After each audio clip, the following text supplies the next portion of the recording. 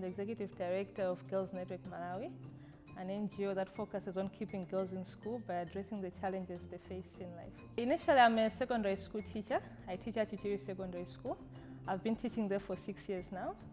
So during my early years as a secondary school teacher, I noticed a lot of challenges that girls face on a daily basis. And once I got attached to the kids, I was able to realize that, okay, these are the challenges they face.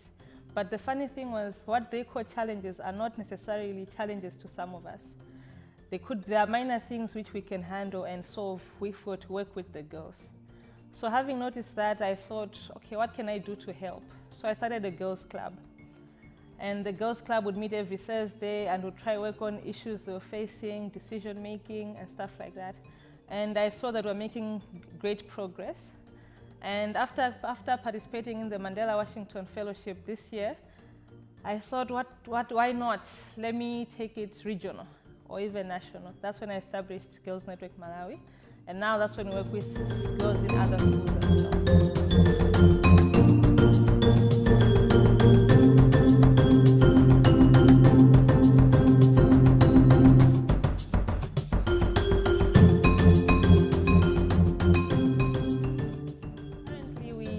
Go to secondary and primary schools and we establish a girls network there, and we train at least one teacher, one female teacher who can meet the girls and meet them on a weekly basis or a monthly basis and help them deal with the various challenges they face.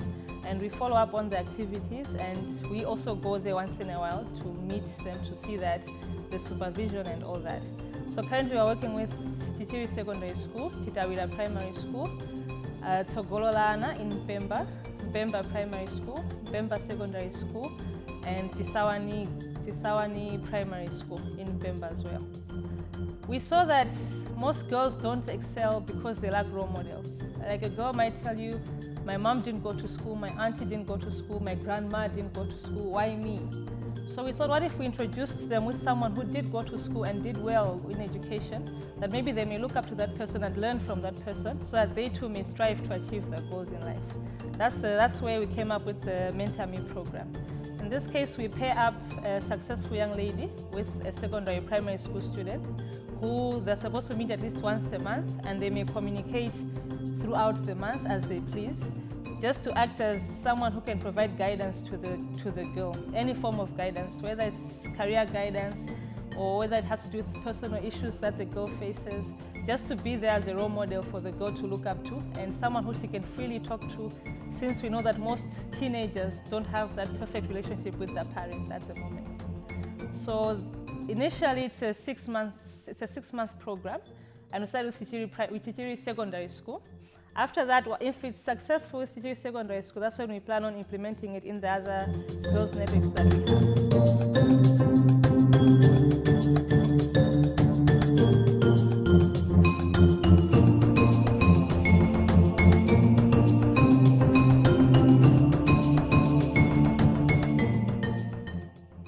We had this girl who, she used to perform well in class. She was actually in Form 2. She used to perform well and so on, and then from nowhere she stopped coming to school. And her parents actually didn't know where she was. They came to school and started complaining that that kid went to school and didn't come back the next day. And it was actually a really scary issue, considering that we didn't know where the girl was, because she did come to school, but her parents said she never came back home. So with the head teacher, we tried to liaise with the parents, with other relatives, until we realized that she's staying in Chirimba with her boyfriend. She decided to stop school, and she decided to go and live with her boyfriend. She claims that it wasn't marriage, but they were just cohabiting. So after following up on the issue, we discovered that she was pregnant. But then her parents said that they can work with her so that after giving birth, she can come back to school. So they followed up with her and they took her away from her boyfriend in Chirimba. She went back home and she delivered her baby. And now she's back in school. She's in Form 3. So with all the troubles of child rearing and all that, her parents are there to provide support.